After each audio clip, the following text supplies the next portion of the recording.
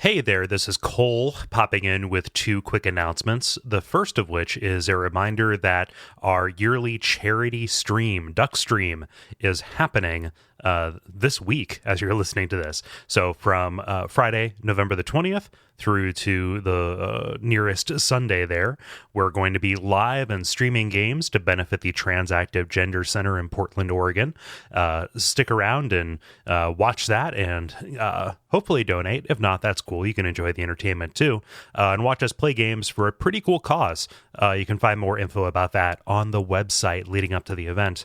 Also, because there are certain holidays coming up, I want to remind you of a really cool way that you can help out the network. That is Duckfeed.tv/tipjar, where if you're going to be buying anything off of Amazon, you can use the appropriate link there and go to our affiliate version of Amazon. It's the same store, doesn't cost you anything extra, and a big portion of that goes to help us out. And boy, is that big, and boy, does that make a big difference. So consider both those things, the Duckstream event coming up, and also Duckfeed.tv/tipjar. And I've taken up enough of your time, so let's get with the episode. Some of our landings were desperate adventures. We are now prepared to meet the inevitable counterattacks with power and with confidence.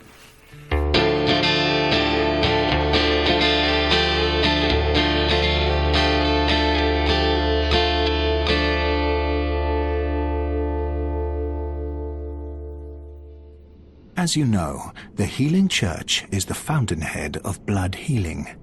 Well, I'm a simple hunter, quite unfamiliar with the ins and outs of the institution. But I have heard that the holy medium of blood healing is venerated in the main cathedral, and that counselors of the old church reside in the high stratum of the cathedral ward.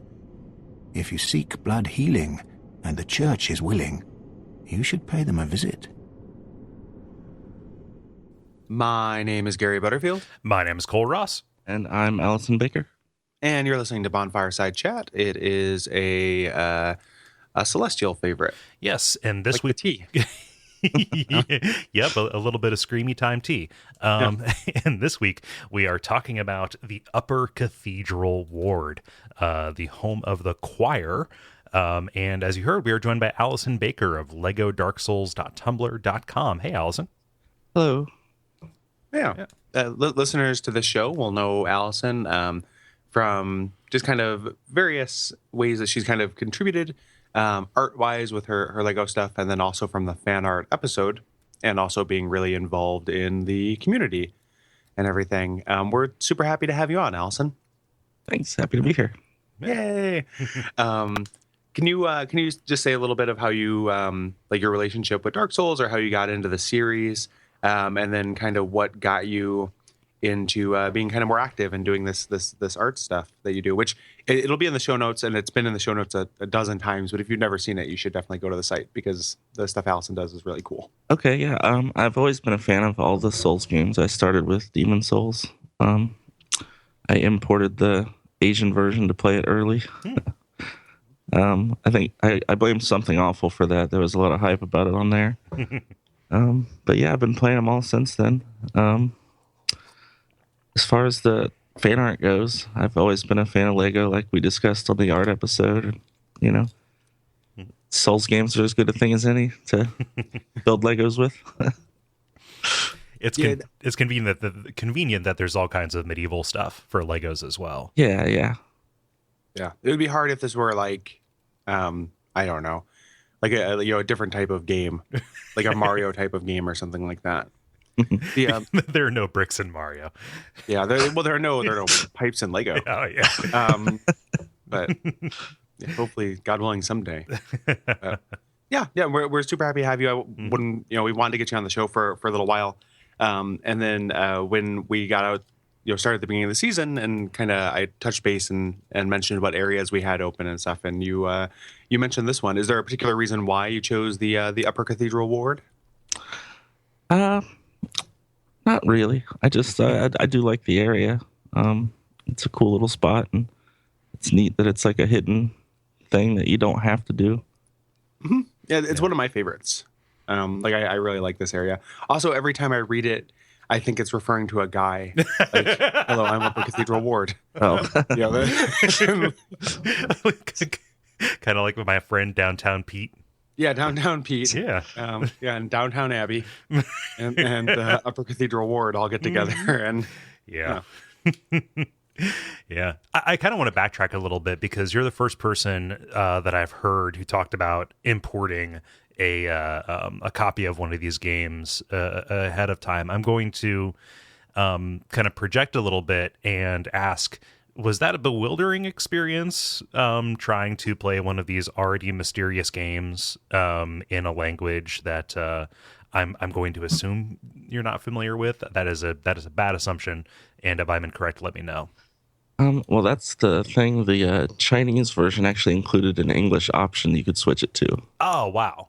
Yeah, that's why it was so popular for people to import it. Okay, that makes a tremendous amount of sense. Right, and all the voice acting and stuff has always been in English for the Souls games. So Okay, cool. if there wasn't that option, it would have been an interesting kind of mirroring of the story with Miyazaki reading the game books and having an imperfect understanding of English and having that additional mystery. Like playing one of his games without a perfect understanding of the language. Yeah. Would be kind of a neat little bookend to that, I think. Yeah, so we're super happy to have you on this area that is one of the last ones we're going to in the game, and our campaign to put off finishing Chalice Dungeons for as long as we possibly can. The listeners will be surprised. Kole, what did we do last time? Well, previously, we ventured into the Nightmare of Mensis and slayed the infant Grade 1 Murgo. And now since we have defeated one upper sect of the Healing Church, it's time to turn toward the other. Mm-hmm. Yep, the other side of the coin, with the upper kind of echelons of the church. So this is the area that is home to the choir, and the choir is a sect of the Healing Church that Lawrence founded to continue the work that was going on in Bergenworth, except with the added twist of this blood communion. Which gave this kind of whole thing a gussied up version of religion. Mm-hmm. So the choir, their goals were to use these kind of artifacts, creatures, mediums and such to make rites to actually make contact with the old ones and explore these outer reaches of the cosmos. And actually they do it. So they grab their own great one, which we'll meet at the end of this area. Yeah. Boy, will we.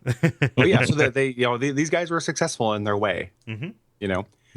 More so, it feels more of their goals than the kind of monkey's paw version of this that Mikolash got. Mm-hmm. I was thinking we talked a lot about Mikolash on the show, and I'm down for another 45-minute Mikolash throwdown if everybody else is. But it just made me think this is actually this is more or less successful. Oh yeah, and it has been for a good long while. Yeah. I read. I was reading some. I did a little bit of research before this, and I was reading about kind of fan theories and stuff. And we'll talk about it in the end game. But there's a fan theory about how this connects to the end game that's kind of interesting. I don't necessarily ascribe to it, but it's something I hadn't thought of before. Mm-hmm. So again, once we eventually put off chalices for as long as we possibly can and do the last episode, we'll talk about that. Yeah.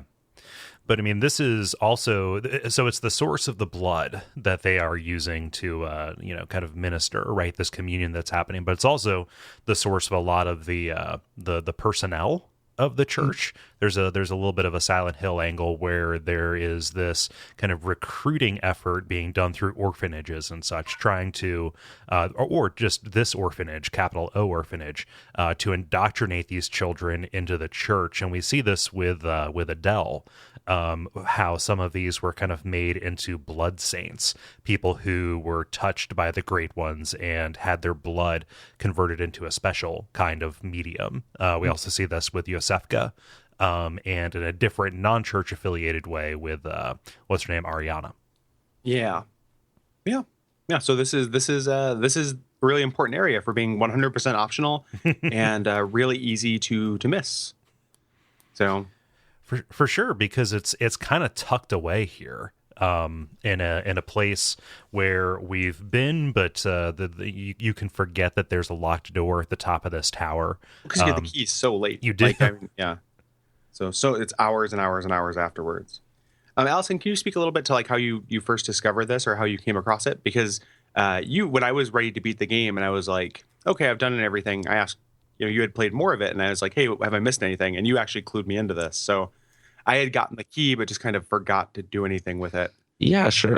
Well, I obviously noticed the locked door when I first came through the hunter's workshop, and so that was always what you're saying. So you're just making fun of me for well, being no, missing, right? I don't mean to say it like that, but I'm just kidding. Stuff like that just sticks in the back of my head. Like it's just like that door that everybody freaks out about in the going from the Cathedral ward to the Central Yarnum, where you fight the cleric beast. Everybody's like, "How do you open this door?" But so yeah, I'm like, locked door up there. Got to get in there somehow. And then, when you're playing through Yahar Ghul, and you get to that part with all those witches, you're thinking, where the hell is the Bell Maiden? I got to clear this place out. And eventually you figure it out, and you get down there and you find the key and put two and two together. Getting the key is really tricky because it requires exploration in an area that is so aggressive and so hostile to exploration. Right. With respawning enemies and that amygdala just jamming lasers down your throat. So just like even noticing this little drop off thing feels like a really well hidden secret, or really a well guarded secret, I guess. Yeah, and well, through exploration, you can get down there to like the outside of that cage area where the key is. Mm-hmm. Yeah, and so you could see that too, and be like, well, there's got to be a way around here somewhere to get down there. So yeah, for sure.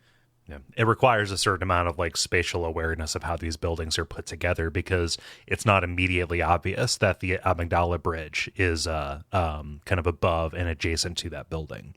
Yeah, right. Yeah. So that is kind of a complication for that. Mm-hmm.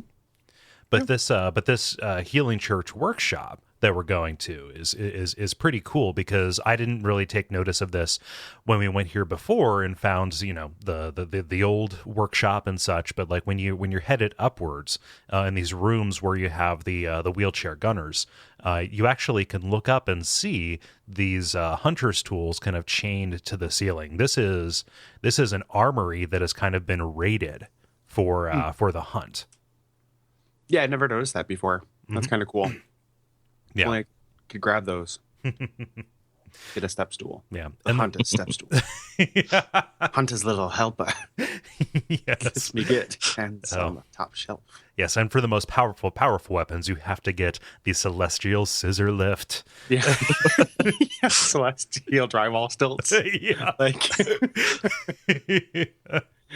ooh, the beastly cherry picker. Yeah. But yeah, this is just give us Sky, Jack. But something else that I love about the Souls community, it's such a small thing, but whenever you find a room full of pots, there's always going to be a bunch of notes that say something along the lines of "roll!" exclamation mark. Try rolling. Yep, just the unfettered glee that everybody takes in destroying all this stuff. It's pretty fun. Mm-hmm. My very first multiplayer experience in Dark Souls 1 was I summoned a guy to help, and he was dressed exactly like me. And then we both went on a big roll party through the depths. Like just roll around destroying all the barrels where Laurentius is. And but it was just like two guys doing the same. But it was unspoken. Like we just saw each other, noticed that we shopped at the same store, and then like immediately had a roll party. It was great. A bowling party. Yeah. Went down for blacklight bowling, or as they called it in my hometown, disco bowling. Oh, sure. Cosmic bowling in my hometown. Ah, okay. So, but you use this key, and the key description just kind of gives a lot of the background information that we gave on the choir at the beginning here. But we are getting one step closer to the choir as we step out into this kind of walkway above the cathedral ward and look up at a site that appears really familiar, because from this angle it looks like the approach to the Nightmare of Mensis. Mm-hmm. Yeah, and this is it's interesting that this is so close to the areas we've already been, and it's kind of clever structurally to show us we literally just traverse dimensions in order, prior to this. But there's this area that is been under our nose the entire time. It's just really, really well hidden. Like we talked about that with the Unseen Village, the idea of this like a secret city that, people in Yharnam aren't really familiar with. Like people are getting abducted there and they're like, but people don't actually, it's not on any map. And this kind of has that same feeling to it. Yeah. Like it's been there the entire time. We just haven't known. So yeah, and that pays off really, really nicely in kind of the interstitial between the two bosses here, where you get that little eco moment of looking down at a place you've seen before. Yeah, very, very, very, very specifically. But we'll talk about that in detail when we get to there. But as you step out, this could be the first time you see these little Eraserhead enemies, these celestial children. Yeah. These things really upset me, actually. This is one of the most kind of creepy enemies to me. The little maggot creatures? Yeah. The baby old ones, or the failed baby old ones, rather, just because this has to be like a purposeful invocation of Eraserhead. That that scene that is the embodiment of David Lynch's anxiety about birth and being a father and stuff. Like oh man, and just how helpless these things are as they kind of make some sounds and kind of like do pitiful little crawling attacks toward you, and the fact that there are so many of them and they're covered with what look like ears. Yeah, they're kind of like tentacle vagina ears. Ugh. Kind of things. Like I looked up at looking up a high res picture of them. They have a really gross vertical mouth too on the front of them. They're pretty disgusting. Yeah. They look to me like pinkies, like those little fetal rats that you can feed a pet snake if you're a guy in your town that owns a pet snake. Like if you're one of those guys, you just go down to the pet store and get a 6-pack of pinkies for the week. Yeah. Yeah, they're like, 1 pinkies, please. Like you have to be that kind of creep. Yeah. Like that. They are really they do have that part of Lovecraftian terror at female anatomy. Too, because at least the picture I'm looking at, the angle right here, it's very yonic in a way that is feels intentional as well. It plays the pan flute. Yes. Well, of a sort. Okay. So don't be so crass, Cole. And I am panickedly looking up what instrument Yanni played. Yeah. I may be thinking of Zamfir. You're thinking of Zamfir. Okay. Yeah. So. Oh well. But you're right if you expand your mind to be more disgusting than your intended. So. But yeah, these things are kind of crawling all over, and kind of amidst the chaos here, you also have these bodies that are obviously dead, but they are kneeling or prostrated. They're basically pulling a Wayne's World "I'm not worthy." Yeah, and these before we get off these little pinky guys, they vomit on you to cause frenzy, and people on Slack and stuff were talking about having a hard time with these things. I've never been hit by one. Oh wow. So have you guys had trouble with these at all? I wouldn't say I've had trouble with them, but if you enjoyed it. If you get too close to them, they will try to attack you. But when they're not attacking you, I don't know if you guys noticed this, but they're always trying to crawl toward the clock tower. Oh. And if they come across a fence or something, it looks like they're almost trying to crawl up the fence. So a lot of times you'll just see them all just huddled against the fence, and if you look, it's always facing the clock tower. No, yeah, I definitely didn't catch that. I just thought they were kind of mindlessly grubbing around. Yeah. Huh. I like that a lot, actually. I had no idea. They're very poorly programmed RTS units. Yeah, exactly. That's real cool. Cole, did you ever have any problem with these guys kind of mechanically? I never had a problem with them because they're so low to the ground. It's hard to attack them with a weapon kind of like the Tonitrus, so that you only get that vertical attack with a strong. However, you can just kind of run by them. I've gotten frenzied by them just running through a crowd because I didn't want to deal with them, but they're so easy to avoid that they're almost just atmospheric. In a way. Like a hazard. Yeah. Well, they definitely would be if you lived here, you just have to deal with these all the time. Be like pigeons. Yep. It's like the owls in Futurama. Yep. Yeah. Exactly. But yeah, I didn't really have a problem with these. I really dig them from a lore standpoint because, and we'll talk about this in the final episode when we get to kind of where all of the umbilical cords are coming from. But since we're beyond the spoiler wall, like, we assume when we see what happens with Ariana that, you know, this is okay, the one time it happened. This actually indicates that more people have suffered kind of the fate that the primary female NPCs that we interact with suffer. Oh, totally. Yeah. Like when in the notes when you're talking about indoctrinating children to it, I didn't really see it that way. I thought the orphanage was referring to these things.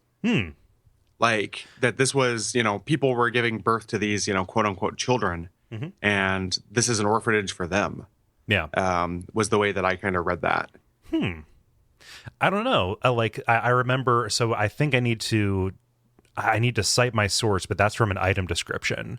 When we're talking about Adela, it's actually Adela's blood, where they talk about indoctrinating the children and making them into blood saints.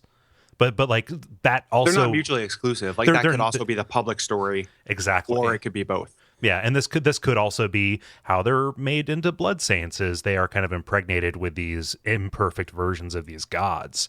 Yeah, you know, just give birth to little, you know, pinkies. Yeah, and I love kind of that parallelism between them, because when we're talking about Abriatis at the end of this, she's an orphan too. She's been left behind. Yeah. Tribulation forces. But yeah, just the fact that this is kind of such a wide kind of plague indicates a level of systemic horror that that even steps up above and beyond where we were at before. Yeah, and they're laying it on real thick at this point, but it's effective. Yeah. Yeah. So the other thing we run into on the kind of stairs here are these church attendants, which is good to see these guys back. Yeah. You know, I like these enemies. But they have kind of new attacks. They do like more magic attacks. Yeah. They used to have. And there aren't very many of them. I think you fight like 3 of them. Yeah. You know, in total. But there aren't very many of them. I never had a real problem with these guys either. No. It's just their AoE and the fact that it's such a narrow place that that kind of makes them a little bit tricky. Yeah. They still remain super easy to parry.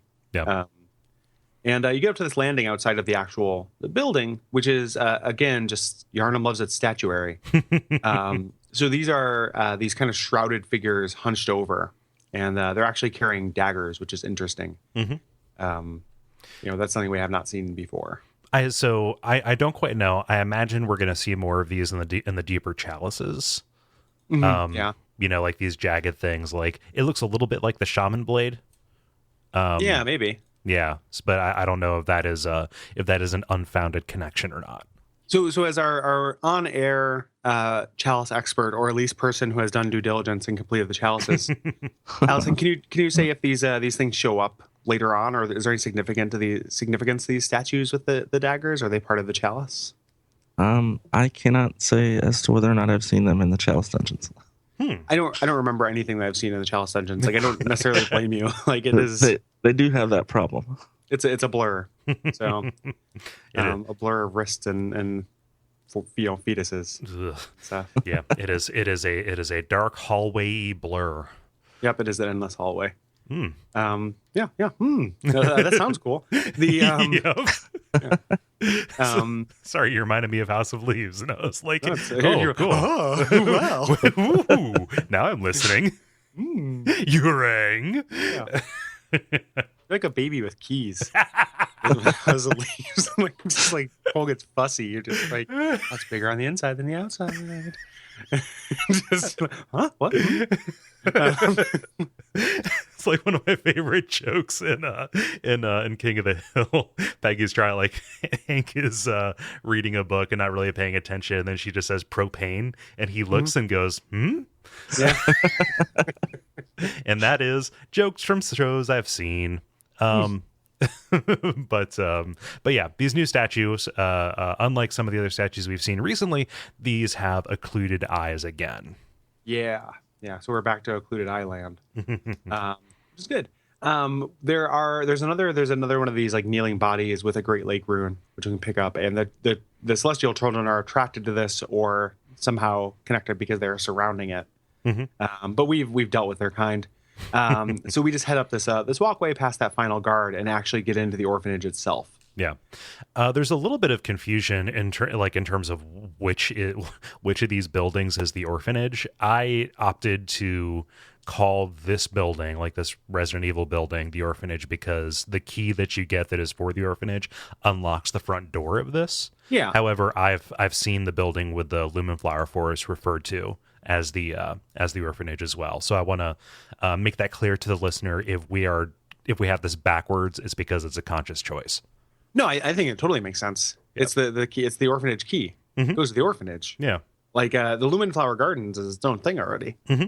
That's the place where they grow lumen flowers. Like, it's right there in the name.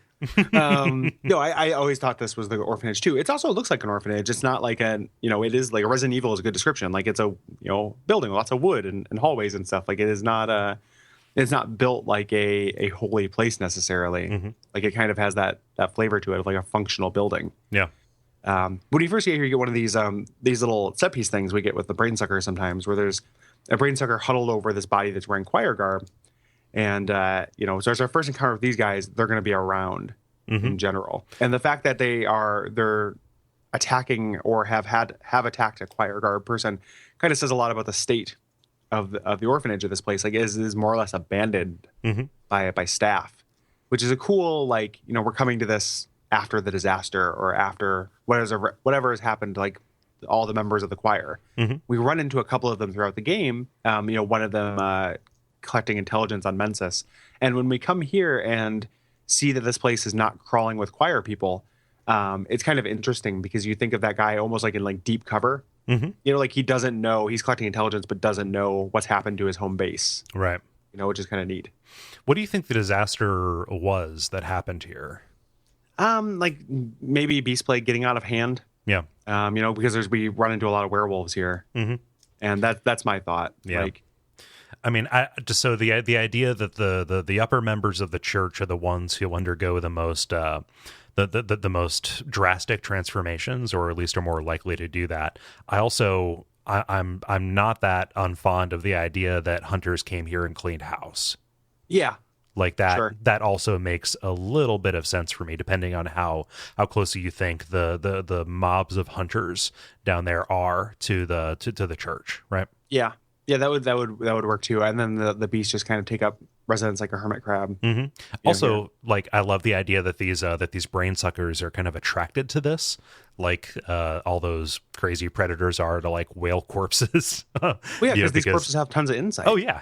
Like that's what they want to eat, and these guys have been communing with great ones. It's like vitamins to them. Yeah. This is like I don't know, chocolate covered bacon for my man cave, but for brain suckers. Chocolate covered bacon for my with Coors Light Jack Dippin' sauce. Yeah, exactly. Gross. Yeah. But yeah, you've got this, and there's a little bit of exposition from the choir garb there a little bit. Together with the left behind great one, they look to the skies in search of astral signs that may lead them to the rediscovery of true greatness.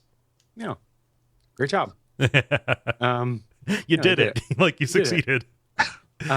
This is we've fought brain suckers before, but not in this volume before. They show up a lot here, and they're more cleverly laid out here. And like this may be controversial, but I actually really like the combat in the orphanage and dealing with these brain suckers. I like the geography around where we fight them.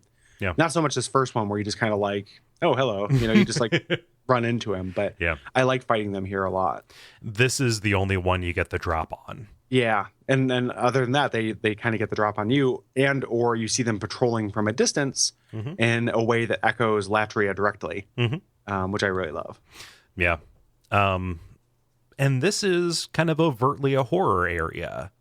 You know, I kind of have to. So I invoke Resident Evil there earlier on purpose, because when you go down this long dark hallway and you get to a dead end with a locked door, there is a dog bursting through the window moment. There's literally a jump scare. Yeah. Yeah. Like, did that get you, Allison? Oh yeah. Okay. Yeah. Like I went, ah, and then, oh. Yes. Well. You rang. Yeah, who's this? This werewolf got me as well. And these werewolves are hard. They're harder than the other werewolves because these have blue eyes. Some werewolves have blue eyes, and some werewolves have red eyes. Sticking with the theme. But yeah, that definitely got me, and that's the harder combat part for me, at least. Yeah, in this section. Yeah, specifically like when you get down to that other set piece, when you are walking down the main the stairs in the main hall, and your only source of light, the chandelier that's in the center of the room, falls, and the area darkens as you see these blue eyes running up after you. Yeah, well, this is a really concentrated set of like set pieces for Bloodborne. Like a lot of like little, scripted tableaus you're walking into, and actual active, Half-Life scares, like, the environment changing as you approach, kind of thing. The closest comparison I can think to make actually is Aldia's Keep. Yeah, that's actually pretty apt. Interesting. This 3 werewolf thing, I have not been able to fight legitimately. I always have to cheese them with their chub that they can't get through doors. Yep. Did either of you guys like just champion this and do really well? Because I just have to cheat. It reminds me of the 3 hunter fight in Yargul. It's slightly less difficult, but I still had to cheat my way through it. Yeah, go ahead, Allison, because I don't have a very interesting answer to this. Yeah, playing by myself, I usually just back them up to the door where you first come into the main hall area and just get them from there.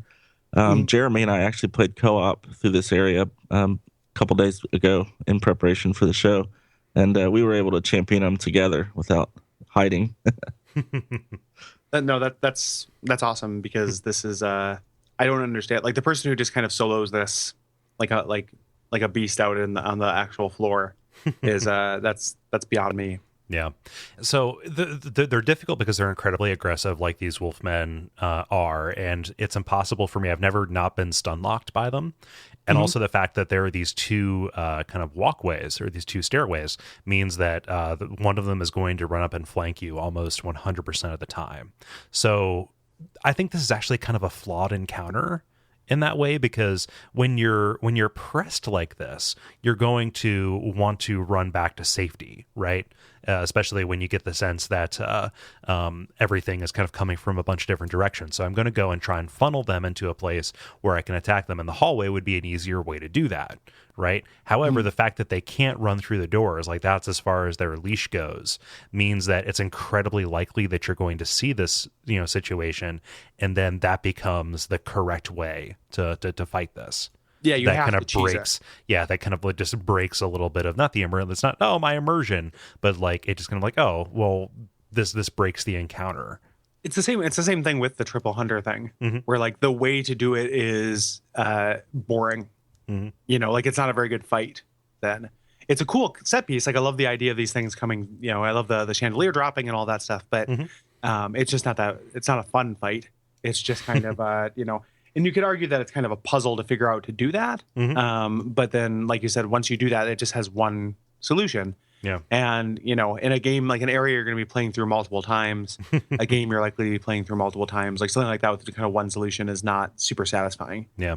And I think it speaks more to general kind of Bloodborne mechanics. Yeah. Of like fighting multiple enemies at once you can do, but this strong and this late in the game is really difficult. Like these things just do so much damage to you that it becomes kind of, you can't afford to take very many hits while you're fighting them. So it ends up being, and again, like I could be wrong or not wrong. It could just be me being bad at it, but again, we don't take kindly to the get good explanation of Soulsborne problems. Yeah. So.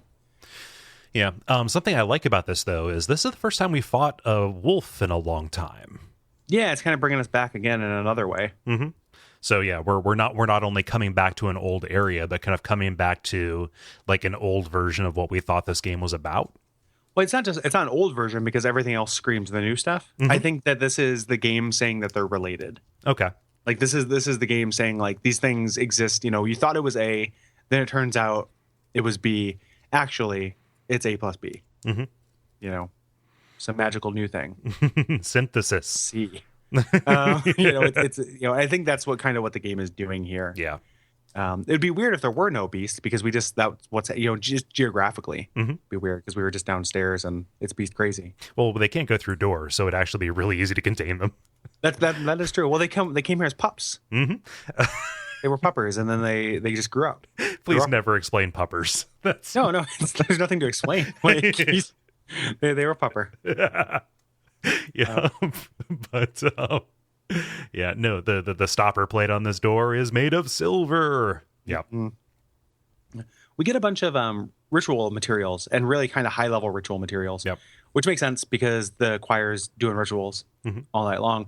Let's talk about the two brainsucker encounter thing with the hallways, because I mentioned that I like it, but I want to talk just a little bit about what you do. Yeah. So they're in these kind of twin hallways that flank the main hall, and you see them at the end of the hallway, where you can see them before they can see you, but because distance cheesing isn't really an option in Bloodborne, that works against you. So that you might notice them first, but you have to get kind of close enough for them to notice you before you can do anything. And their distance attack is, really frustrating. It's a hold, move. It paralyzes you. So essentially you have to just kind of like trick them into going to the end of the hall, or set up an ambush of your own. You can wait at one end of the hall for them to come close, and then kind of patrol backwards. We're playing Thief for Watch Out for Fireballs right now, and it's the same thing you do in Thief. Just to get the drop on them. I ended up really liking it. Also, the way the hallways are laid out, there's kind of like obtrusions at the end. So if they do fire their thing at you, you can actually kind of duck out from cover. Which is, again, like anytime Souls can be kind of cover based is really weird to me, but kind of neat. Yeah. I really like those encounters. They're some of my favorite combat encounters in the game, actually. Yeah. It's a weird enemy because it's actually one of the few enemies that it benefits you to fight them in the open. Yeah, because in the hallway you don't really have a lot of roll latitude to avoid these things. So actually, I tried my best to lure them out into the hallways. Yeah, and they're way easier to deal with out there. Yeah, so I think fighting these guys is frustrating because failing is way too easy. The fact that when they stun you, there's a pretty good chance that they will come up and suck you and take you down if you're not at full health. But that is less about this place and more about this enemy in general. I think this is a really smart encounter design because they're actually kind of using this thing's behaviors and attacks with the space in a very kind of ingenious way that plays up what these things are mechanically about. Yeah, I don't like grab attacks in Bloodborne, because of the regain system. Like, I feel like they're too punishing for that. So in general, I don't like that. But I feel like in this encounter, because of that environmental design, I felt more equipped to deal with it. Like, you can kind of use the environment against them as well, and kind of take cover. You've also seen them before, so it's not just a shock. Yeah. Like the first time you run into these, it's like, oh, they grab me. Oh, they suck out my insight. And then the other thing that happened was, I used to be kind of bummed out by them, and then I realized, like, oh, like, please take my insight. Like, take my insight, please. Like, there's no reason to have insight. Like, it's not a resource in this game. It's a it's a detriment. So it ends up being slightly less punishing because of that. Right. I think. Yeah, and at this point, you have enough banked that if you want to summon, it's fine. Like, you're carrying enough hard insight. If you're not swimming in like Madman's knowledge at this point, I don't know what's going on, because even my first playthrough of the game, I still had plenty, And Hard Insight is the name of the news magazine program that I am that I'm developing with CBS. Yep. Yeah. It's those clowns in Washington. Those clowns in the choir. They think they're going to raise our blood taxes. They call them leeches. Yeah. Yeah. Those leeches in the choir. Yeah. Taking our blood. I mean, like, what do you think, Allison? Like, I think we're both generally praising this. Do you have like a dissenting opinion, or are you down? Yeah, I mean, I enjoy it. They're frustrating. I think I get grabbed by every single one every time, no matter how hard I try to dodge them. Yeah, I'm gonna have a certain amount of affection for anything that recalls Latria. Like, it just Latria's boss, and it is. I just like Latria. It's funny. So this could just be that that the designers really like those ideas, but for me, and I assume for the rest of us, like, Latry has become like this shorthand for a certain kind of design idea, and they can just kind of like use that as like a leitmotif whenever they're trying to say, hey, this is something cool and awesome now. Well, it's similar to how they've used the leitmotif of like Blighttown, or Valley of Defilement, or rather, where that's kind of been, we kind of know what's going on when you get to one of those areas. Yeah. But this is, I prefer them to do this. Me too. Like if you're gonna draw on your past, like draw on one of the strongest areas rather than one of the most frustrating areas. Like I've come to enjoy my various Blightstown, but like I like the Latry as 1,000 times better. Yeah. So this item you get, there's another item you find here, this Cosmic Eye Watcher badge, which I saw on Twitter, and forgive me for not remembering the name, but somebody had made a custom, like their wife does like silversmithing, and they make custom soul stuff. And this is the thing I would want, I think, if I were going to have like a piece of jewelry from the game, because I love the way this thing looks and kind of what it signifies. Like, it's pretty rad. Yeah. I think. The eye signifies the cosmos. Yeah. Yeah. Yeah. And it lets you get the Rosemarius, which I've never used, but I've always liked that as an item. Or Marinus. Like, I think that's a cool, like, just misting holy water. It's like a sensor, right? Except it doesn't hang like a sensor would. But this is, it feels like a mobile version of what is posted up outside of these houses. Yeah. And then it also gives you access to some upper tier consumables, your sedatives, your beast blood pellets and stuff. So this is an important badge to get. Yeah. And I love that kind of the epiphany that the choir had, and this is repeated several times here, is that the cosmos is above us, and only just above our heads. Like, that was called into question. Yeah. There's another item you get down here, this blindfold cap. That it's just a cap that has a blindfold on it for fashion souls or fashion born or whatever. But there's kind of a really sweet thing in the item description, which we assume that after the split with Bergenworth and after the church went off and became this other competing sect, that there would be all this bad blood, pardon the pun, between them. However, in the description, it says the eye covering indicates their debt to the teachings of Master Willem, even though their paths diverged. So, like, to show that reverence despite their disagreement, and despite the fact that the Healing Church went off to ruin the world, alongside a bunch of other people who were trying to ruin the world. I don't know. That just seems sweet to me. Yeah. And also, there's a little string on the cap, and if you pull it, it plays "To Sir with Love." About Willem. So yeah, I don't know. I just thought that was neat. Yeah, I dig it. Essentially, it's a lot like Dead Poets Society. Oh yeah, the entire thing. It's like Dead Poets Society, except with the Breeduses. Oh, vicar, my vicar. Yeah. Yep. On the upper balcony, you can go upstairs, and there are a couple of kind of similar brain sucker encounters. You get this orphanage key that gives you just a little bit of background, just that the orphanage was created by the Healing Church. Nothing too huge, but this gets you to two areas: one that is the critical path, and another that is kind of mystifying. Yeah, this is great. This little area outside, which, like, again, you were talking about Silent Hill before, like walking in, because this is, you walking out and seeing this statue staying there, like in I want to say lesser, not really lesser, but a game of a different genre, like, oh, you turn around and when you turn back this thing would move or something like that. I kept imagining like the plaster dolls from BioShock. Oh yeah. Or something like that with this thing. So there's this kind of a skeletal, like, statuary, either a very well sculpted statue or just a posed corpse, staying on this balcony, making the what I want to have supplant the praise the sun gesture in fandom, the make contact gesture.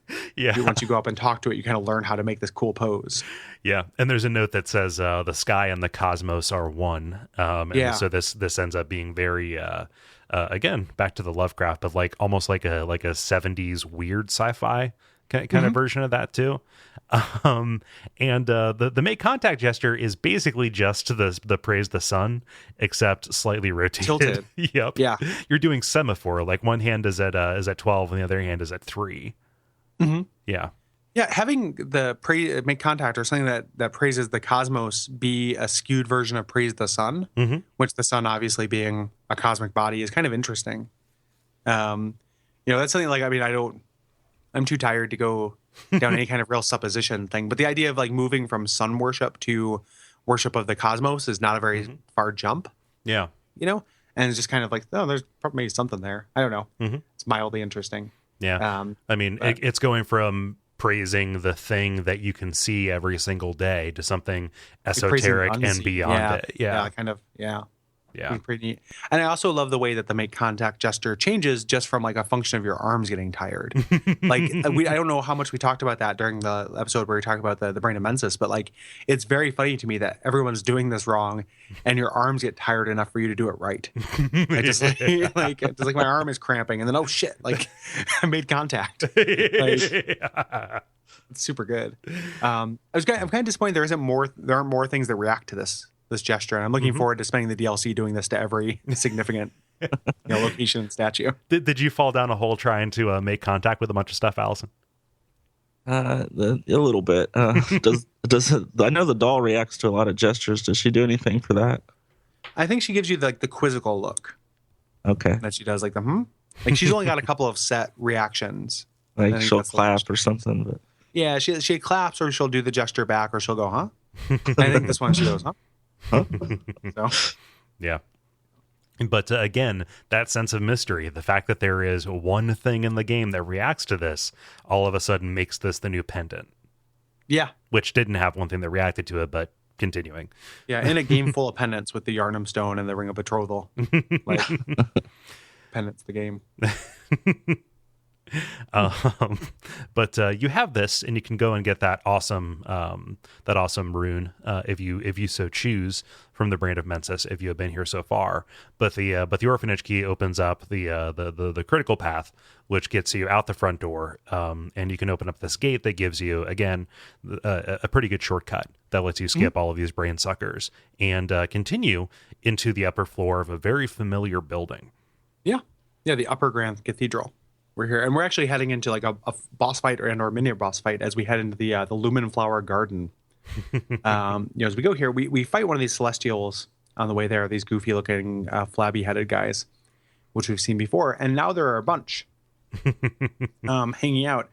What do you guys think is going on here? Because so previous to this, we saw Yosefka create these things via like surgical methods, right? Like there's a part in Yosefka's clinic.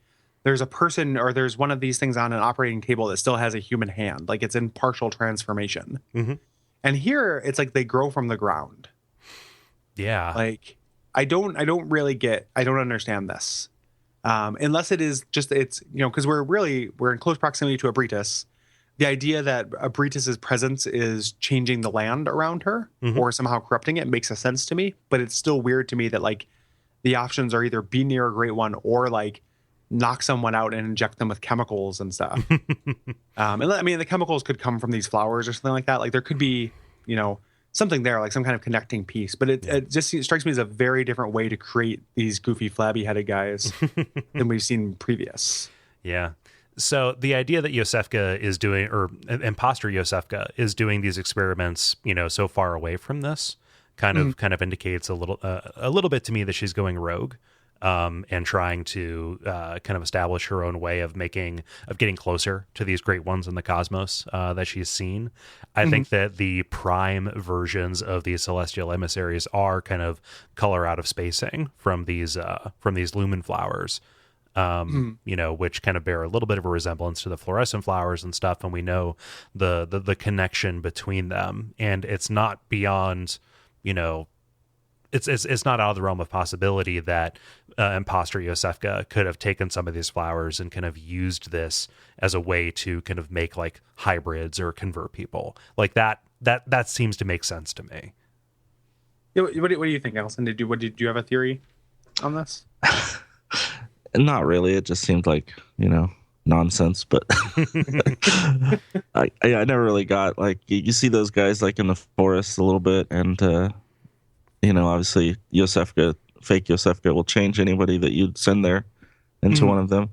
And then you got these guys who, I guess at first I thought they might have been just like what, like the choir people eventually became, and just kind of wandered up here. But I don't know. That's totally possible. Yeah. Like, this is, this might not have been named a garden by anybody in game, because I don't think there are any item descriptions that refer to the Lumen Flower Garden, or at least that I found in my research I did. And that might not be the case, but I don't remember seeing one. So it is possible that this is just literally, imagine this, like the hunters are at the door, and the remaining human, and then, the beast choir stay there to guard, and the remaining humans kind of retreat up here to the upper cathedral and are kind of holed up. And then this force of Abritus literally just kind of changes them. Oh shit! Into this place while they're under siege. And that this actually are the members of the choir. It just, this is what happened to them after this kind of whatever happened to the orphanage. Be it beast or hunters.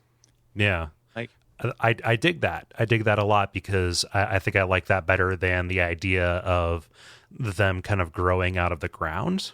a little bit. That's kind of weird, and like, it's not, they don't just come out of nowhere. Like the Celestials have been established to have been like a person. It's like you need an egg to make an omelet. Like, it's not like they've come fully formed out of a Denny's.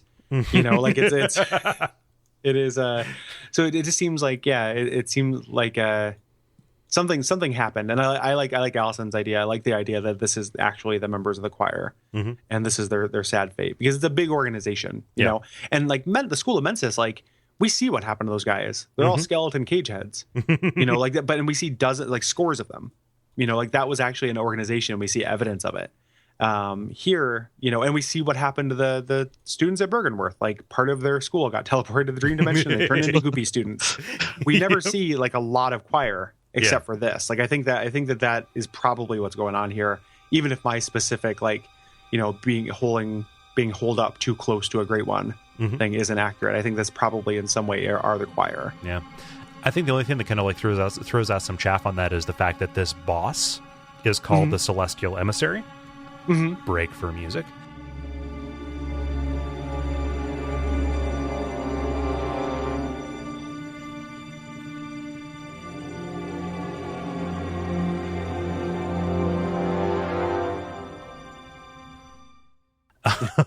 Because if they are a subspace emissary, who are they an emissary to? Are they from somewhere else to us, or from us to something else? I think they're from us to them. Yeah, just because this place is kind of like trying to ascend. Yeah, like that's the kind of thesis of this place. Like, that's the idea, is like, we can make contact. And I like to think that this is, I almost think of, when I think of the Celestial Emissary, I think of them trying to communicate better with Abritus and doing these kind of homemade great ones. Because that keeps happening in the game. People trying to make gods and kind of fucking it up, or making these weird imperfect gods. And every one we run into is a bumbling idiot. And it's either the brain of Mensis, which, I mean, it wasn't strictly made, but like is they called it, and it's bad, or Rom, which we've already talked about Rom a lot, and then this doofus. So but yeah, let's talk about it as a fight. Let's talk about the boss fight. Yeah, so this is kind of akin, if you listen to the Dark Souls 2 season, to the Royal Rat Vanguard. Or yes, I was going to correct you to Authority, but it's different. Vanguard's what we're looking for. So it's a bunch of little Celestials you fight for a little while, until eventually one of them gets huge. So it just grows up into a big Dorfus. It got picked on a lot in high school. Got to college, decided to transform. It's the insult that made a man out of Micolash. But you're fighting a lot of these, and I couldn't confirm where they were coming from, but they kind of seem to be spawning back into existence. You're trying to find the correct one to kill. Only one of these is the boss. Is the emissary, and once you find him by attacking and seeing that the health bar responds to that, then you want to kind of focus your efforts. eventually gets its scale set up, and then eventually it'll grow tentacles and become the tentacled variety that we've seen before. I think this is widely considered, like kind of along with Mikolash, to be the two easiest fights in the game. Was that you guys' experience? Has anyone ever had like a lot of trouble with this? Yeah, I don't think I ever died to it. Yeah, it's pretty easy. A lot of it just being the arena, like you can always run away, and you can get them to chase you up onto a ledge and then jump off and run back up the stairs. Like you can kite these things for days. Yeah, like they'll never get you. I died on this most recent playthrough just because I got overconfident. And I wasn't keeping track of the crowd, but like that is the bigger thing. Like the actual emissary, when he gets big, he telegraphs his attacks from just miles away. So like even if he does land on one of those, it's going to do a lot of damage, but there's no excuse to be hit by it. Yeah, and the magic attack will do a lot of damage. Like it could theoretically, one shot you are close, but there's just so much cover. There are pillars everywhere. But I end up really liking this fight because of how goofy it is. Like it's so silly, it seems unthreatening. Yeah. Like, and it does that like that Soulsborne thing of like enemies that are not afraid to be goofy. It's like a whole zone full of those Chaos Eater things. Yeah. So I dig it. Yeah. I don't know, like for some reason this kind of invokes Pinwheel for me, even though you don't have the imposter kind of thing, like with the false idol. Just it feels like that for some reason, maybe because it is so easy and because it's just like a gimmick fight, but that's the closest comparison I can find outside of the Vanguard. And to my mind, it's not an accident that this is so easy, because the next thing that's coming is one of the hardest fights in the game. So if not the hardest one in the main game, I would probably argue. So after you beat him, you get this communion rune, which kind of links these celestials, whatever's going on with the blood. And there's a lamp, and that could be it. Again, this is a hidden area within a hidden area, but there's a window behind that you can smash open and head into this new area. Yeah, it's a little bit like the chest with the false wall behind the false wall. That gets you to the Great Hollow. Yeah, for sure. Yeah, but you break this wall and you go out into a familiar place. This is the kind of eco thing that I referred to before, where you just kind of see a familiar place from a different angle. You're actually above where you fought Vicar Amelia. You can look down and see kind of the skull that, I'm gonna fuck this up, that's Lawrence, right? Yeah. Okay. You look down and see Lawrence's skull. Yeah. Yep. And you can actually find the most powerful kind of sorcery in the game, a Call Beyond. Which it has a good description, where it says, long ago, the Healing Church used Phantasm to reach a lofty plane of darkness, but failed to make contact with the outer reaches of the cosmos. The rite failed to achieve its intended purpose, but instead created a small exploding star, now a powerful part of the choir's arsenal. At times, failure is the mother of invention. I love that. So, yeah, that's really good. Yeah. Again, so the phantasms, those are those slug-like beings that we found. Like, in order to use the Augur of Abritus, you have to kind of crush one of those slug shells, right? At least that's the way it manifests here. And this thing looks like one of the fluorescent flowers, just in miniature form. So the fact that you're using these things as a medium to harness a power from something else is tremendous. I love that they are kind of keeping with that theme.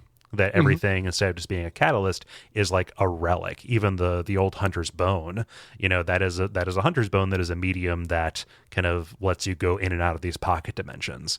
Yeah, and that's such a cool blending of like the cosmic stuff with church stuff, because like in the Dark Ages and even to a degree today, like relics were such a thing. Like you'd have people walking around like selling finger bones that they said belonged to Saint whatever. Like that's a thing. Like the idea of these objects or physical remains of holy people having power is something that's rooted really heavily in the real world. Yeah, and that's super cool. Yeah. But towards requires 65 arcane, so you'll never use it. All right. So, good luck. This is a fun thing you get to see enemies use on you. Yeah, that enemies can just use endlessly. Yep. Yeah. So it helps them more than it helps you. Yeah. But towards the end of this room, there's a couple of Celestials in an elevator which leads down to this subterranean room beneath the great cathedral. Which I love. That we're above this. It's a little bit of that the Duke's Archive above Anne Orlando. Like, this is the highest place we've seen so far. And that's pretty cool. This feels like our goal, but there is something even higher that kind of indicates that there's more beyond it. Yeah, for sure. Yeah. And the idea of, you think you're maybe going down to a familiar place, like it's a shortcut. You just keep going down. And then what we find down here at this altar of despair, after we fight a couple more, Celestials, is I love like a church that has a great one buried in the basement or trapped in the basement.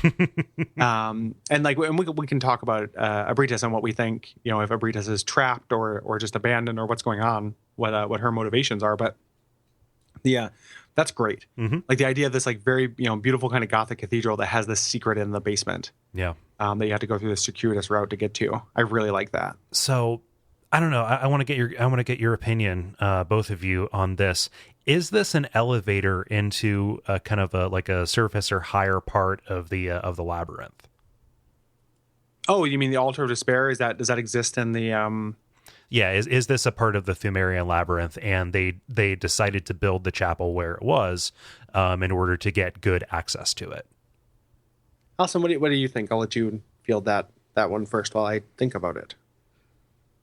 I was thinking that it might be part of the chalice stuff, because not to get too far ahead, but when you kill her, she drops the great chalice. Mm-hmm. How to pronounce that? But the description of that says that it allowed the choir to have audience with Abritas. So yeah. So that got them into got them to Abritas kind of one way or another. Mm-hmm. I don't know. I'm kind of like two minds on it, because like the idea of them literally kind of trapping her mm-hmm. there, or bringing, they had audience, like they contacted her, makes a lot of sense to me. Kind of creating this room of the church and this not being part of the labyrinth. Mm-hmm. At the same time, like there's nothing to stop them from literally just like dynamiting a wall or something mm-hmm. and cutting off part of the labyrinth. Yeah. There's a little bit of kind of a wrench thrown in it by the fact that you run into her in the chalices. Yeah. Too. So like, I mean, but I can't justify that with anything. No. Like I don't have any good reason why there are two ROMs. Yeah. Other than dreamy weeminess or reusey booziness. Like yep. Copy pastiness. Like copy pastiness. Like the fact that you're doing rituals, like, are you going back and forth in time? Are you in another? It just they're playing real fast and loose with it. And if we are to assume that this is the canonical Abritas who they're harvesting the blood from, who is kind of the source of these Celestials, and who is kind of pouting and worshiping over this other failed god, mm-hmm. makes me think that they didn't so much like capture her and move her, but kind of like locate where she was naturally and build everything on top of and around her. Well, the other option, other than like either trapping her through like cask of amontolladoing her, or bringing her somewhere, is that she came willingly. Like she communed with them. Yeah. And she's definitely in an area where she is, can't get out, and it is called the Altar of Despair, mm-hmm. which sounds sad. Yeah.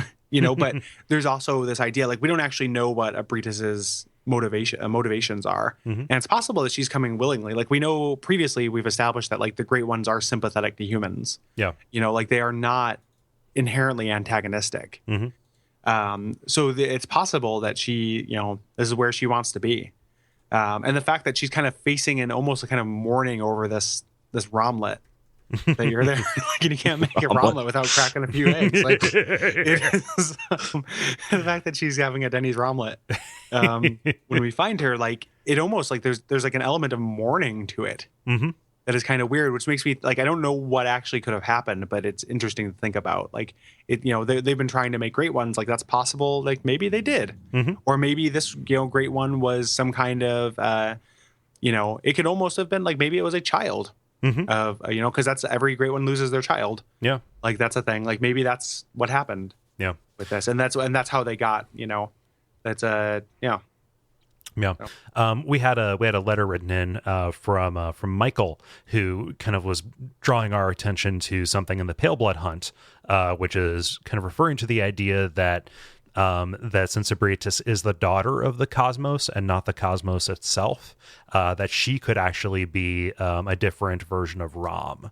Essentially, that this is maybe a Fumarian that ascended, and she is still a failed god, but one that is kind of more powerful, more successful. That isn't entirely clean because that doesn't explain the Moon Lake or whatever. But that is another kind of idea of the provenance. That kind of also contradicts the idea of Ebriatis being a left behind, and then also being the orphan here who is kind of cut off from the cosmos. Oh man, calling her the orphan, like what if that's the reason why the building is called the orphanage? Yep. Like they're taking care of one child, and it's Ebriatis. Like, yeah, again, it works on a lot of levels. Yeah, I don't have an answer for it, but there's a lot to chew on. Yeah, it's pretty cool. I also would be willing to accept that just Daughter of the Cosmos sounds amazingly badass. Yeah, I mean, it was an okay show on Adult Swim, but I'm happy that H. John Benjamin, was freed up for other projects. Yeah, yeah. I would, man, if I ever have a child and have a girl, and then that girl forms a band. There's a lot of ifs here, but like, I'm gonna revisit a lot of Bloodborne stuff. But I encourage that little girl to come up with band stuff, and then she'll just like, "Fuck you, Dad," and like, then make weird new music. Like I just play vaporwave, and then, like, jam out a bunch of vaporwave tunes. So. Vaporwave.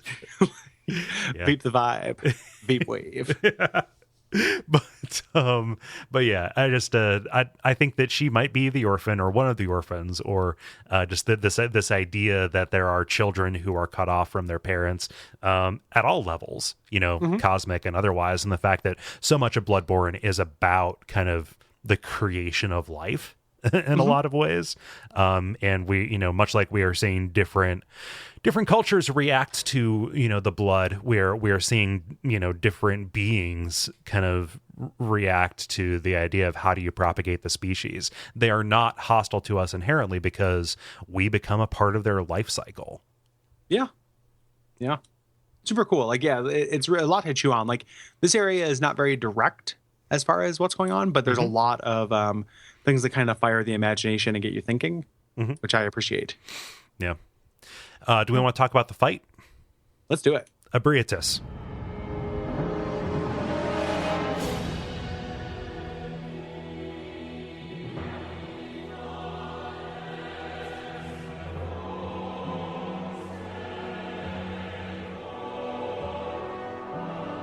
Yeah, Allison, you start. What tell us about your Ebriatis experience. Well, first of all, fuck that charge move that she does. Yeah, I had some trouble with this boss at first. I think the first time I finally was able to beat it, I might have been affected by that glitch that was originally in the game where the boss's AI just freaked out. Yeah, the memory leak. Yeah. Which everybody talks about that now like it was a gas leak. Yeah. Like, oh man, I'm sorry I said that stuff. We had that gas leak and man. Well, Ebriatis under the effect of the memory leak is really great because she just bangs her head against the ground. Yeah. Which, like, when I first saw her, like, it did recall Romnus to me because she was an idiot. Like, she's like, bah, bah, bah, just like continuously smashing her head against the ground. And it was kind of effective. Like, I was just like, oh man, this is like when you see in, old-timey sanitariums and or Nine Inch Nails videos where they show like, that guy with the braces on his cheeks just, shaking and banging his head against something. That's what I thought of. But then I fought her later and I was like, oh, okay, she's actually super intelligent and canny. Cunning. Yeah. But should we talk about that charge attack that Allison had a problem with and that everybody had a problem with? It's really frustrating. Because I figured out, like, I looked online to figure out what happened. Like, so she charges you. So keeping distance from her, you want to stay kind of close to middle, if you can, because if you stay too far away, she has this charge attack. And the issue is that she consists of two different hitboxes, and it's very easy to get hit by both. So either one of them will do like 70 or 80% of your health because it's a late game Bloodborne boss. but it's really easy just to get one shot. Like that's what happens. And I can't tell you how many times I died just getting one shot by that charge. If you're not, and weirdly enough, the strategy is actually you don't want to be near the side, because if you're near the side, as if you're like trying to dodge, you're more likely to get hit by both. If you stay directly center, you'll only get hit by your center hitbox, which does less damage, which is really counterintuitive and kind of dumb. Yeah, it's like if you're about to hit a deer, you have to speed up. yeah, exactly. Like, just make sure it hits the direct middle of your hood. But it's so that's the charge attack, and that's the only real thing I have a problem with in the fight, but it was enough to make it frustrating and kind of bullshit. Yeah.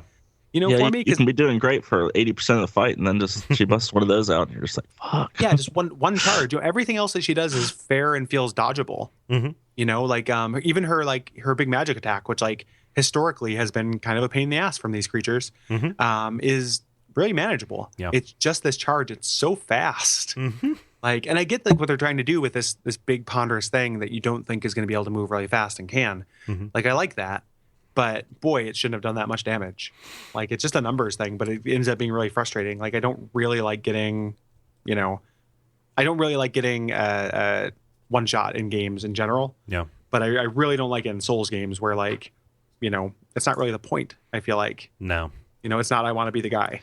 Yeah, I mean, like one-shot stuff, it's so hard to learn from that. Like, you just get so few bites at the apple. There's so much time between your attempts to learn. Yeah. So, I mean, this is a really easy boss run-up. So that's not the problem. It's just loading and resupplying and going and farming for vials and shit. Like, it can be, 20 minutes between your next chance at it. And for it just to, like, be over right away because of luck of the dice, that's a real bummer. Yeah. I mean... So yes, that is down to the theme. Like, this is among the bigger bosses we've fought. I'm going through a list in my head. Might be physically the biggest outside of Rom. And the fact that it kind of cuts this weird footprint with her kind of tentacles and stuff like that. It's very much kind of like trying to navigate around Seath from Dark Souls. Not to be compares every game in the series to every other game in the series guy, but that's kind of what this invokes. For me. And she does have phases, right? Like, she starts using a Call Beyond and kind of starts using these lasers that build up frenzy. She acts as a greatest hits reel of all of the kind of kin attacks that we've seen so far. Yeah, we should probably describe how she looks and what she is for anybody who's playing the game vicariously through listening to us. Yeah, her design is great. Yeah. Especially her face. So she's like a kind of Cthulhu-esque. If you crossed Cthulhu with a fly, almost. Her face, instead of having like cheeks and a nose and stuff, it's actually kind of these two undulating plates that are covered with kind of these fungal kind of tentacle outgrowth kind of things. It's kind of like a scrotum face if the scrotum opened up to show a bunch of skull workings behind it. You mean like a scrotum? Yeah, like exactly. Scrotum. Okay. Yeah. Like like scrotums tend to be. Like what I got rocking down in my down front. Like, I understand. Yeah. That's cool. I got a skull portal down in my business. So yeah. Yeah, I just every time I go pee, it's just like a bunch of messengers like reaching up to offer me firebombs. I'm just like, calm down, boys. I'm just visiting. Just wanted to say hello. Just want to say hello. House. Like, yeah. There's nobody. If I die, I sense I won't be here anymore. Anybody who's listening who wants to open up my scrotum to see if there are actually skulls in it, you can. But I just want to say, in the interest of saving you time and discomfort, and my mother discomfort probably, please don't, because there's nothing in there. I thought we already talked about this, Gary. Whoever dies first, the skull goes to the other one. So, yeah. If you're rocking an extra skull, that kind of messes with the contract. It does bonus skulls. Well, I figure you probably got some skulls like inside your body. Like, oh yeah, there's no way. Like, you take a look at Cole Ross, and there's no way you look at a man like that and you're like, there's a man who has some kind of vanishing twin. Yeah. Wait a minute.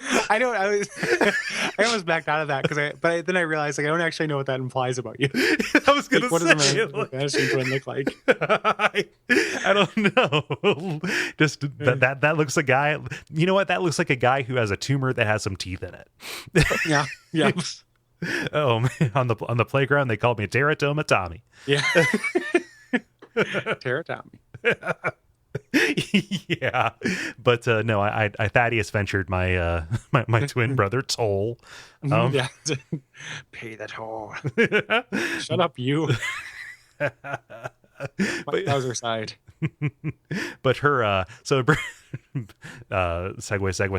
Abritus, her face is super unsettling, and her body is kind of this mess of wings and tentacles hanging off of this core that is pretty much simultaneously skinny and sinewy and also bulbous. Mm-hmm. Yeah. It doesn't like entirely unrecall the little leeches that we've seen so far, the little maggot kind of creatures, as far as the general body shape. Yeah. So like, I mean, she's kind of got that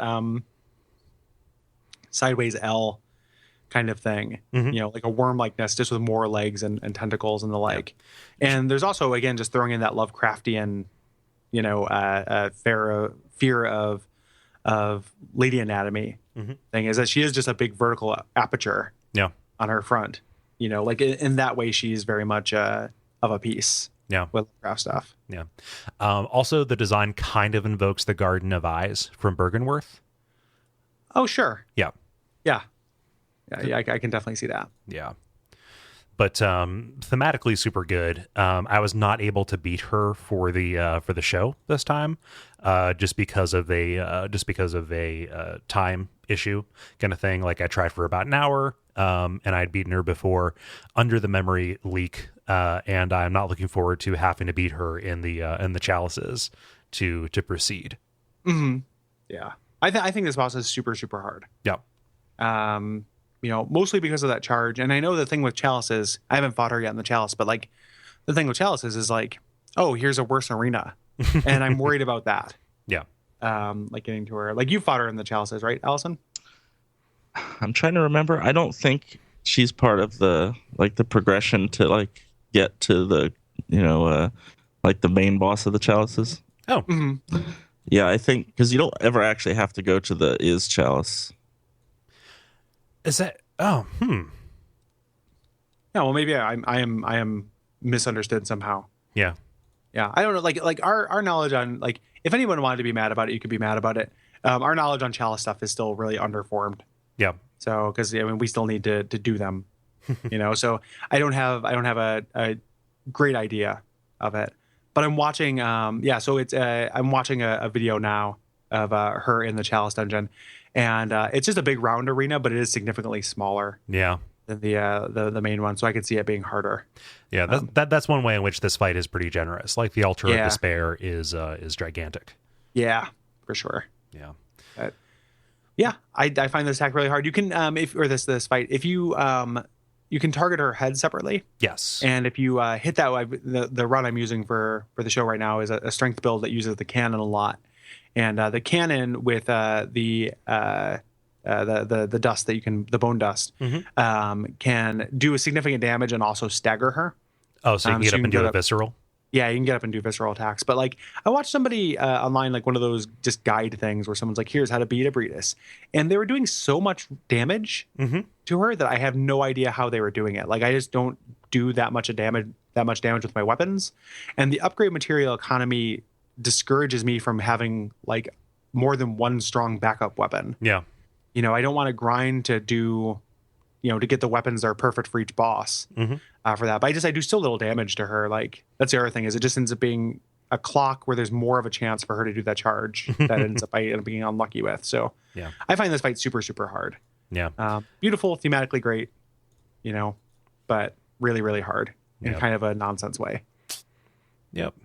But when you beat her, you get the chalice for Lost Eyes. This is not a critical path boss. Like, this entire area is optional, getting you into either the deepest chalices or this differently themed, more difficult version of the chalices that kind of has a closer link to the kin than the other ones did.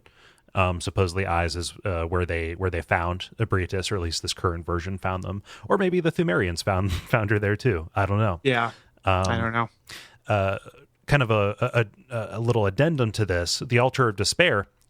This dead Rom-like figure you can go up to if you have the queenly flesh from what's her name, Annalise from the Vile Bloods. You can deposit this here, and she will revive. This is where you can turn back time for this one particular creature. That's really interesting because she doesn't just revive. It's not magical or cosmic.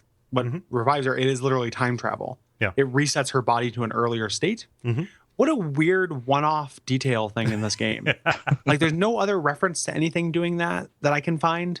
I don't know why that's the case. And that's part of the reason why I'm, don't feel 100% unconfident in thinking that the old hunters are literally going to be the old, there's going to be some kind of time travel element to that. Yeah. Just because there's time travel in the game, but it's really weird. Like, when I first did that, why is that here? Why can you do that here? Do you guys have ideas on that? Because it felt arbitrary to me in multiple senses. Like, any detail that's not corroborated anywhere else in the game is weird.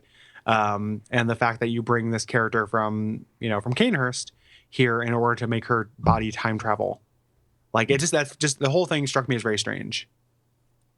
I think just like in Metal Gear, if there's a question you have, the answer is always nanomachines. It's for this, it's just great ones. The great ones did it. Yeah, great ones in blood. Like, all that I can think of is that Annalise has progressed so far along this kind of path. If you're assuming that Annalise, that what you encounter is the real Annalise and not a imposter. Or not a different version of Yarnum or something like that. They're like, we have listeners who have posited, theses along that way. But if you assume that she is the Vile Blood Queen, the actual one who has ascended up this path and, become immortal, right, in this way, there's something about the way her blood interacts with the remains or presence of a Great One that kind of breaks the rules of the universe a little bit. And kind of just for this one particular person, that is the way that one of the ways in which her immortality manifests. Yeah, that's all fine too. It's just weird that it's not corroborated anywhere. Like, usually when you see a reference to something breaking the rules like that, there'll be at least one other reference to it. Yeah. Or one other thing that makes sense. So just when that message popped up, and it's like the time, Hands of Time, it made me think that maybe it was one of those lost in translation things. Oh yeah.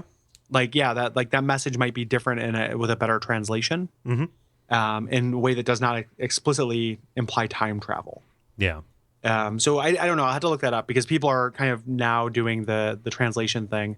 There's a guy on YouTube I want to give a shout out to who's been doing these, and I'll put the link in the show notes because I can't remember his name right now. But he does Bloodborne areas close up.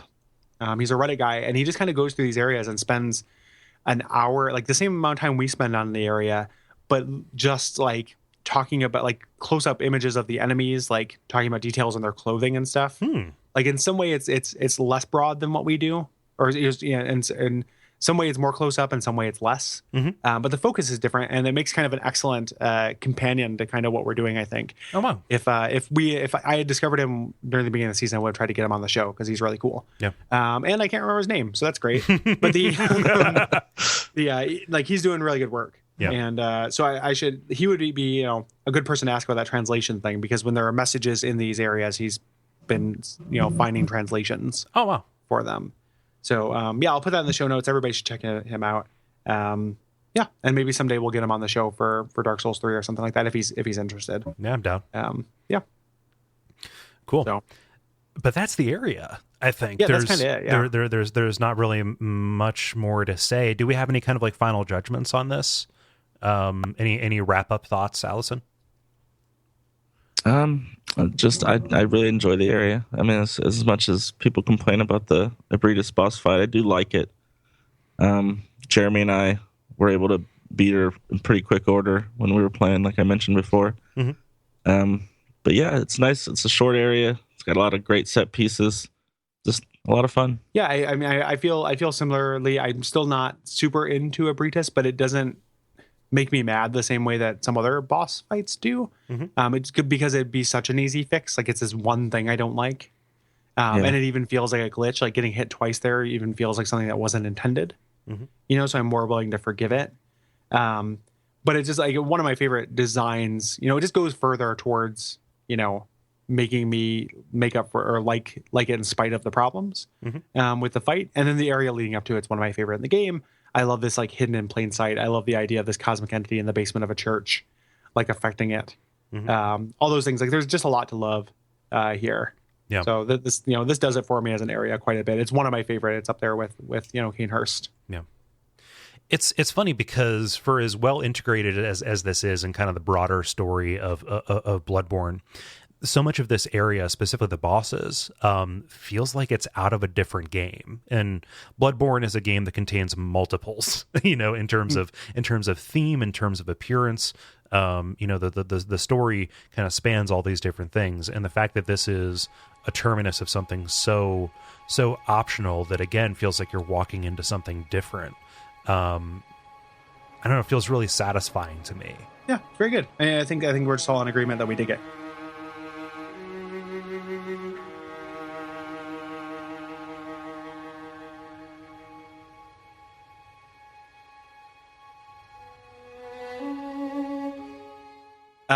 Yeah, next time, what are we doing, Kole? Well, next time we're going to have another one of our special episodes about a movie, Gary. We're going to be watching and discussing The Brotherhood of the Wolf.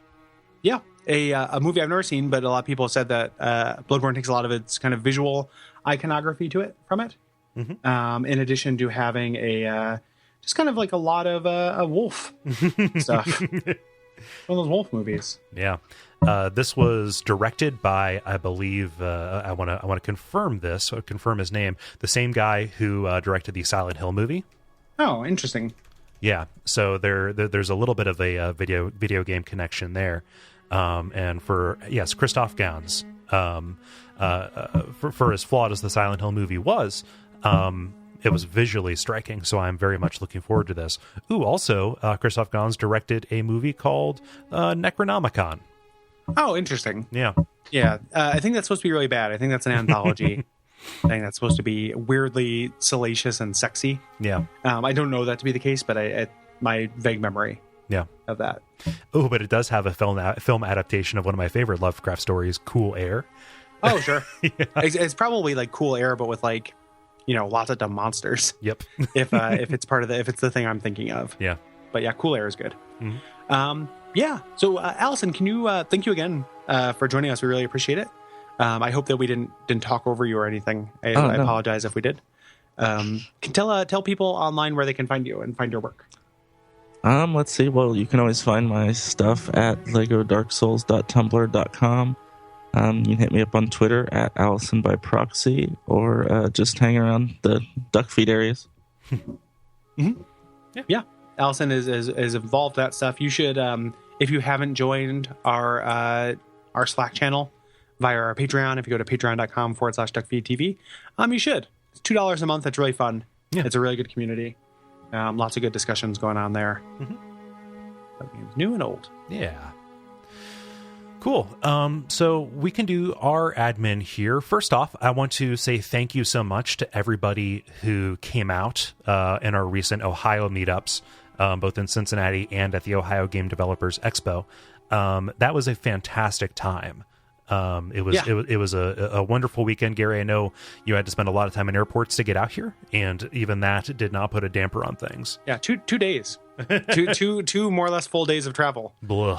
So it was pretty rough. And here's a one of those Twitter chillers horror short stories for you. My right ear still hasn't popped. Oh, so, God!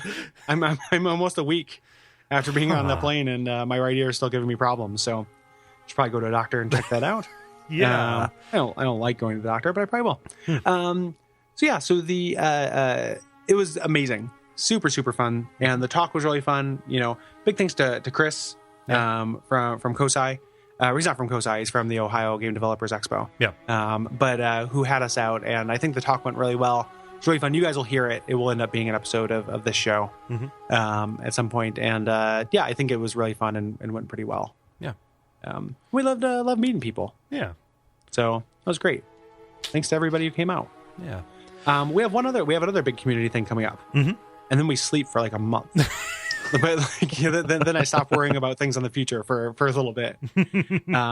Kole, tell them about what's coming up. Yeah. So beginning on November 20th, which is my birthday, it is the upcoming Friday, after this episode comes out, we're going to be doing our Duckstream event to benefit the Transactive Gender Center in Portland, Oregon. Yeah. 48 hours this year, doubling it. Inadvisable. Yeah, inadvisable. 2 24-hour sessions starting at 7 p.m. With the West Coast crew in my new house with my new roommates and everything. Brayton, who's my roommate, and then Nick will still be there anyway. Maybe not for the entire time. Yep. I am committed to just being me. So if it gets kind of loopy, like if everybody goes to sleep and it's just me like staying up playing Fallout 4, welcome to my life. That might end up happening. But right now we have planned, we're doing a full Super Metroid episode because that was recently revealed in an interview. That I think in video gaming, like Samus Aran might be the first trans character in games. There's that interview. I don't know if you guys have seen it. Yes. So we're doing that. We're going to do me and Jeremy Greer from the show have the 2015 Chalice Dungeon debate planned, where he is going to help me get further in Chalice Dungeons and tackle bullshit ones while we simultaneously debate their merits. So a couple hours of him just helping me get through chalices and me explaining why things in chalices are bullshit and him trying to defend them. So going back and forth on that. And then we might just do like a run through of Dark Souls 2 or something. We're talking about doing a pass the controller, on Death Run. And for every kind of the gimmick for our leg of it, we both kind of have these gimmicks. For our leg, me and Brayton, for every $250 raised total, we're producing a new episode of The Pitch. So The Pitch Uploaded is coming back for, 4 to 12 episodes or whatever we end up getting. So the more pitch rather than shave any other part of our body because, we're both single. And we don't want to look like idiots, so we're not going to shave each other's faces anymore. Like that's the kind of thing you do in a long-term relationship where you no longer care how your fleshy man face looks with your gross puff lips and stuff. Yeah, I'm not giving up the security beard as single Gary. The security beard. Yeah, but as single Gary, I will donate my time. So that is what we're doing. Well, what are you doing on your end? Well, on our end, the goal is to play through as many Silent Hill games as possible. Continuing the theme from last year, we're picking the horror game. Probably going to throw in a couple of distractions in the middle there, just so that doesn't get monotonous. But that's going to be kind of the goal. I'm trying to set figure out a reasonable amount, but I'll be doing the shaving this year. Cool. Yep. Hey. So for every X number of dollars, I'm going to do a progressive shaving. So at one point, you're going to get to see what I look like with my gross NASCAR mustache. Oh, fantastic. Yep. And have you guys ever seen a red mustache? It's the worst. Yeah. It's going to be great. Yeah. So look forward to that. And I think that's probably about it for stuff. I think so. Check out Duckfeed.tv. We'll have all of the information up there shortly. Yeah, absolutely. Allison, thank you again. Thank you for having me. Yeah, absolutely. Really appreciate it. And until next time, what should we do, Kole? Well, we should remember that the sky and the cosmos are one. Yeah, into it. Umbasa. Umbasa. Praise the moon.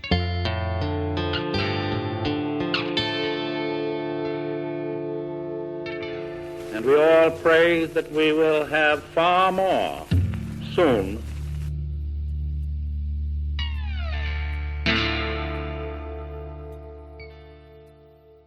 Praise the moon. Thank you. Yeah. Take it. All right.